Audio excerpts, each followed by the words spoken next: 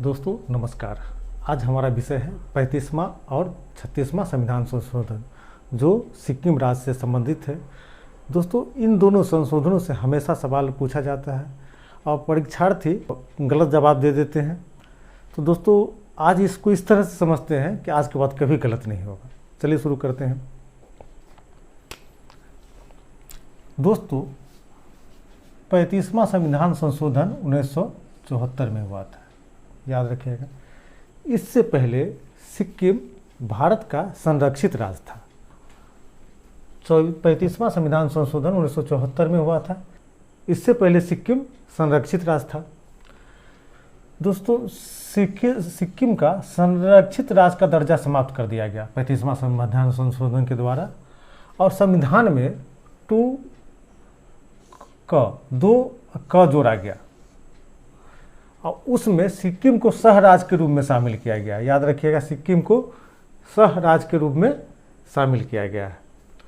तो दोस्तों 35वां संविधान संशोधन 1974 द्वारा सिक्किम को संरक्षित राज्य का दर्जा समाप्त करके सह राज्य के रूप में शामिल किया गया है। एक नया जोड़ के संविधान में 2 क जोड़ के आगे आइए। 36वां संविधान संशोधन 1975। दोस्तों इसमें 2 क की समाप्ति कर दी गई। सिक्किम को पूर्ण राज्य का दर्जा दिया गया। याद रखिएगा, पूर्ण राज्य का दर्जा दिया गया। सिक्किम को 22वें राज्य के रूप में शामिल कर दिया गया और सिक्किम के लिए एक अनुच्छेद 371 में 371 जोड़कर उसके लिए विशेष उपबंध कर दिया गया। दोस्तों अब सवाल जो एग्जाम में पूछा जाता है कि सिक्किम सह राज्य के रूप में किस संशोधन द्वारा शामिल हुआ, तो हम लोग 36 जवाब देके चले आते हैं। गलत है, इसको अच्छे से समझिए।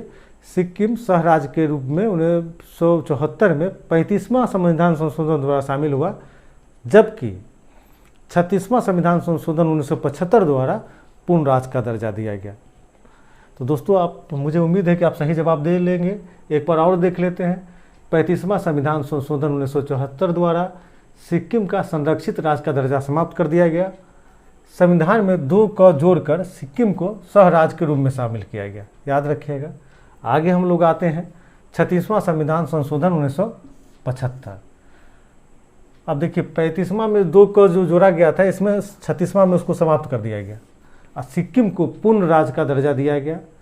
सिक्किम को 22वां राज्य के रूप में शामिल किया गया वर्ष 1975 में, और उसके लिए अनुच्छेद 371 जोड़ा गया, जिसमें सिक्किम के लिए विशेष उपबंध किए गए हैं, विशेष प्रावधान किए गए हैं।